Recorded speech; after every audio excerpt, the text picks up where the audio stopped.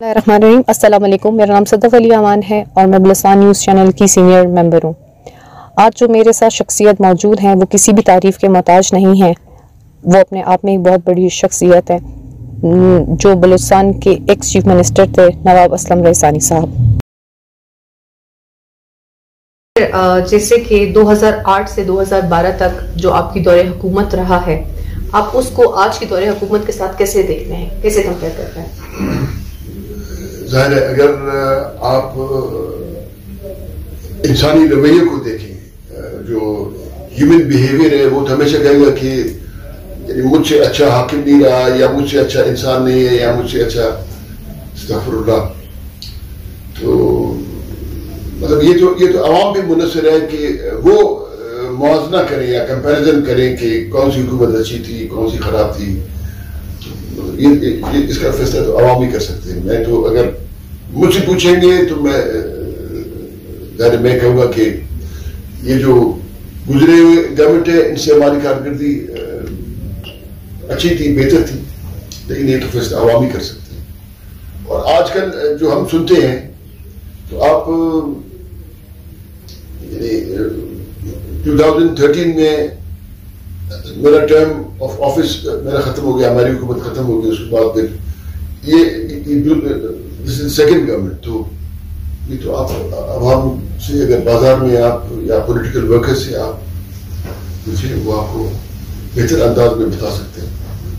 ان تنقید بھی کریں گے، تعمیری تنقید بھی، اور تنقید برائے تنقید بھی کریں گے۔ اور سر، آپ کی حکومت میں سب سے زیادہ جابس جو ہیں وہ نوجوانوں کو دی گئی تھیں گورنمنٹ میں، تو آپ اس کو کس نظر سے دیکھتے ہیں؟ آپ اگر اس ٹائم کو اس ٹائم کے ساتھ کمپیئر کریں تو آپ کو کیا لگتا ہے کہ کمی آئی ہے یا جو ہے اس میں انکریز آیا ہے، لوگوں کو اور زیادہ نوکریاں دی گئی ہیں؟ لیکن دیکھنے میں یہ ہے کہ آپ کے دور حکومت میں سب سے زیادہ نوکریاں جو ہیں نوجوانوں کو دی گئی تھیں۔ اس وقت جب نیشنل فائنانس کمیشن کا ایوارڈ آیا تو اس میں ہمارا کردار تھا۔ ہم بلوچستان کے لیے بہت پیسے لائے، اور جس وقت میں گورنر کے لیے میں نوٹ دستخط کر رہا تھا کہ اسمبلی کی ڈسولوشن کے لیے، تو اس وقت میں نے سیکرٹری فائنانس سے میں نے پوچھا کہ ہمارے پاس پرووینشل گورنمنٹ کے پاس کتنا، اس وقت ہم کوئی 38 ارب روپے میں چھوڑ کے گیا تھا، 38 ارب روپے۔ تو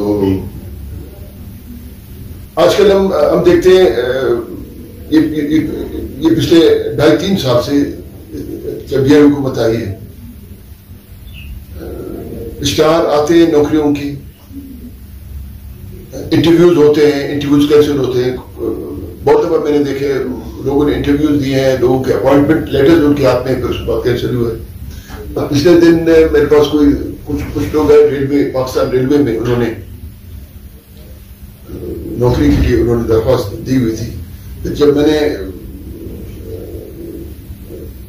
ریلوے اتھارٹی سے میں نے بات کی تو انہوں نے کہا کہ اپوائنٹمنٹ ہم نے کیا، لیکن ہمارے پاس تنخواہ کے لیے پیسے نہیں ہیں۔ ہم نے فیڈرل گورنمنٹ کو ہم نے کہا کہ یہ جو جن کو ہم نے بھرتی کیا ہے، اپوائنٹ کیا ہے، تو ان کی تنخواہ کے لیے آپ پیسے ریلیز کریں۔ تو یہ مسئلہ ہے۔ اب تو ہماری فائنینسز بہت کمزور ہے پاکستان کے۔ اب تقریباً پرسوں یا ترسوں اخبار پڑھ رہا تھا،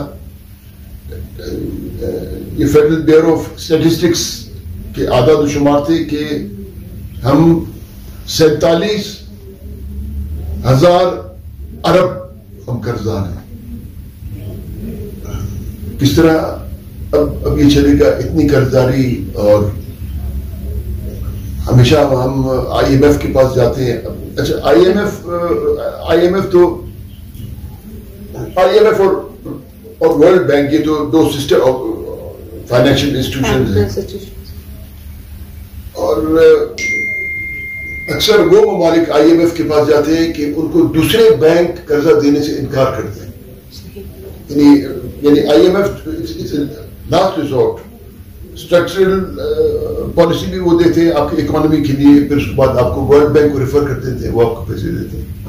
تو اب تو ہمارا فائنینشیل حالت بھی ہماری ٹھیک نہیں ہے۔ جب ہمارے پاس پیسے نہیں ہوں گے تو ہم نوکری کہاں سے دیں گے؟ اچھا پرائیویٹ سیکٹر میں بھی صنعت کاری بھی نہیں ہے, لوگوں کو نوکریاں نہیں ہے, اور کچھ حالت بھی ہمیں تو ٹھیک نہیں لگتا. سر جیسے سینٹ کا اس ٹائم ایک شور و غل چل رہا ہے, آج کل سینٹ کا جو بازار ہے وہ شدید گرم ہوا ہوا ہے, سینٹ کے الیکشن قریب ہیں, جیسے 3 مارچ کو سینٹ کا الیکشن اناؤنس کر دیا گیا. آپ سینٹ کو کس نظر سے دیکھ رہے ہیں؟ آپ کے خیال میں اس ٹائم سینٹ کے الیکشنز کہاں سٹینڈ کر رہے ہیں اور کیا ہوگا, کوئی پیشن گوئی؟ دیکھیں سینٹ کے الیکشن یا پروونشل گورنمنٹس کی تشکیل, اس کو تو میں اس نظر سے میں دیکھتا ہوں کہ جب تک غیر سیاسی اداروں کا عمل دخل ہوگا ہماری سیاست میں تو یہی حالت ہوگا. اسی قسم کے حکومتیں آئیں گی, اسی قسم کے لوگ منتخب ہو کے آئیں گے, اسی قسم سے جس طرح آج کل جو ایک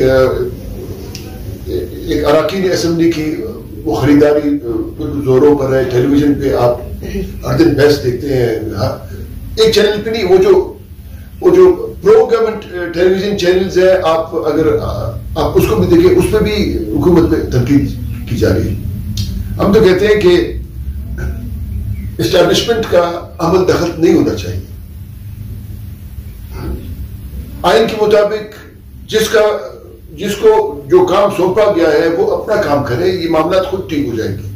اگر ایک سال میں ایک الیکشن میں 2 الیکشن 3 الیکشن میں لیکن یہ ٹھیک ہو جائے. لیکن اگر اسٹیبلشمنٹ مداخلت کرتی رہے گی, اسٹیبلشمنٹ کا مطلب یہ سوچ اور فکر ہوگا کہ ہمیشہ ان لوگوں کو ہم منتخب کر کے لائیں گے جو اسٹیبلشمنٹ کے مفادات کا تحفظ کرے گی یا اسٹیبلشمنٹ کے کہنے پر چلے گی, مطلب یہ ریاست پاکستان کے لیے بہت بہت نقصان دہ ہے.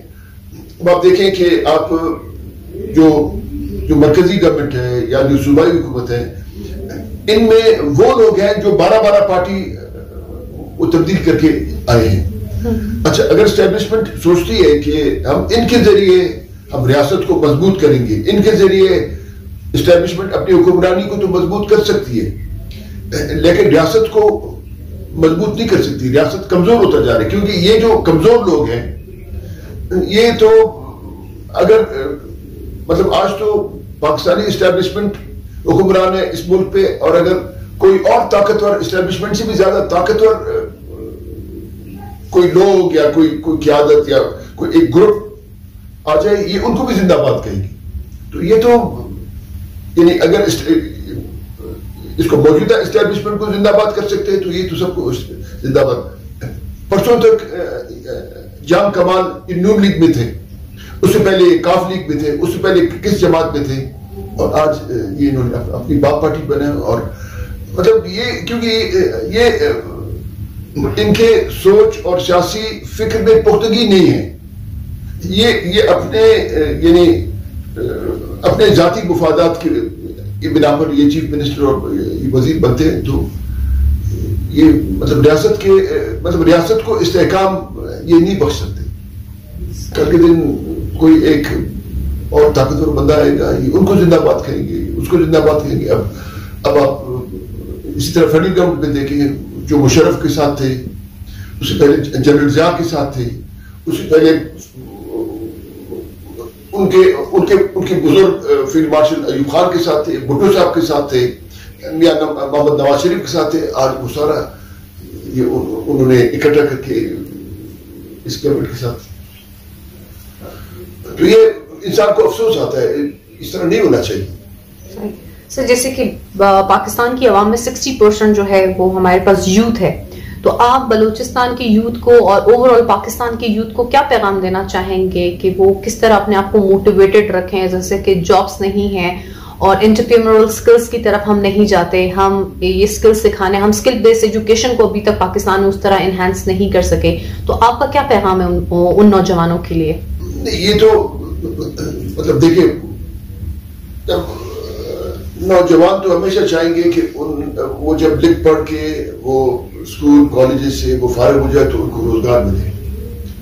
یہ تو گورنمنٹ کو چاہیے یا جو حاکم وقت ہے ان کو چاہیے کہ وہ ووکیشنل ٹریننگ اور ٹیکنیکل ٹریننگ اور دوسرے اس قسم کے یعنی ایجوکیشنل سکلز یعنی ان کو دے تاکہ کوئی پڑھا سکے, کوئی چھوٹا موٹا کام کر سکے. لیکن کچھ نظام اس طرح ہے کہ جہاں بھی ٹیکنیکل ٹریننگ انسٹیٹیوٹ ہے, آپ دیکھیے وہ بند پڑے ہوئے ہیں. اور میں نے اپنے حد تک میں نے کوشش کیا کہ جب میں چیف منسٹر تھا, میں نے مستور میں ٹیکنیکل ٹریننگ انسٹیٹیوٹ میں نے ترتیب دیا, وہ اب بھی وہ کام کر رہے ہیں. اسی طرح ہم نے ڈیرا بگٹی میں ہم نے کیا. اور جب ہماری گورنمنٹ تھی تو ہمارا اسٹیبلشمنٹ کے ساتھ یہ معاملہ طے پایا کہ وہ لوگ فردر چھاونیاں نہیں بنائیں گے. لیکن وہ بات نہیں ہے نا, ایک وہ کنسسٹنسی ہے, ایک وہ تسلسل. یعنی ہمارے ساتھ جو اسٹیبلشمنٹ نے جو اقرار مدار ہمارے ہوئے اس پہ اسٹیبلشمنٹ نہیں ٹھہری. آج پھر چھاونیاں بنا رہے ہیں, جہاں بھی آپ دیکھیں بڑے بڑے دیواریں وہ بنا رہے ہیں, چھاونیاں بنا رہے ہیں. چھاونیوں سے تو نہ کسی کو نوکری ملتی ہے, چھاونی سے نہ استحکام آتا ہے. تو ہم تو جو ہمارے نوجوان ہیں ہم تو ان کو یہ کہیں گے کہ اس ریاست کو بہتر بنانے کے لیے, اس ریاست کو استحکام بخشنے کے لیے وہ یعنی اس سوچ پہ کام کریں جس سے ہماری معیشت, ہمارا سوشل لائف یعنی ہماری سماجی زندگی یعنی اس میں ایک بہتری پیدا ہو. ایک جو موجودہ نظام ہے اس میں تو ابھی آپ دیکھیں ایک ہمارے نوجوانوں میں خوف ہے. اگر وہ سچ بات کہیں گے تو ان کو اٹھا کے لے جائیں گے, گم کریں گے. مسنگ پرسن کے 8-9 ہزار لوگ ہمارے گم ہیں. اور مطلب اگر میں یوتھ کو کہوں گا کہ آپ یہ کام کریں, وہ تو سب سے پہلے مجھے یہ کہیں گے کہ آپ ہمارے بزرگ ہیں, ہماری جو اتنے لوگ گم ہیں آپ ان کو ہمیں ڈھونڈ رکھتے ہیں, ہم کہاں سے ڈھونڈیں گے. میں سمجھتا ہوں ہمارے مسنگ پرسن تو کشمیر سے زیادہ, ہماری معیشت سے زیادہ, ہمارے اسٹیبلشمنٹ زیادہ, میں یہ کہوں گا کہ فلسطین سے بھی زیادہ اہم مسئلہ ہے ہمارے لیے ہمارے مسنگ پرسن ہے. اگر انہوں نے ان کو ٹارچر کر کے ان کو مار دیا ہے تو ہمیں بتائیں کہ ان کا یہ قبر ہے, یا ہم نے ان کو دفنایا ہوا ہے. جس طرح ٹوٹک میں اجتماعی قبریں ہیں اور بھی بہت سی جگہوں کی, بہت سے لوگوں کو میں جانتا ہوں جو 20-22 سال سے 23 سال سے وہ گم ہیں. اور ان کے والدین, ان کے عزیز قریب تو ہمیشہ وہ اپنے دروازے پہ تک رہے ہوتے ہیں کہ کب کوئی آئے گا, کب ابھی آئے گا, نہیں آئے گا. ہاں اگر کوئی مر جاتا ہے یا کوئی مارا جاتا ہے, کوئی فوت ہو جاتا ہے, اس کو لے جاتے ہیں قبرستان میں, ہم اس کو دفناتے ہیں تو ہمیں تو ایک تسلی ہو جاتی ہے کہ اللہ تعالیٰ نے اٹھا لیا اپنے پاس, اللہ تعالیٰ لے گئے.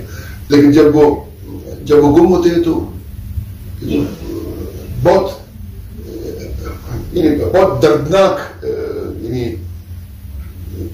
یہ قرب اور بہت یعنی جو والدین, جو عزیز قریب جن کے لوگ گم ہیں وہ تو بہت تکلیف میں.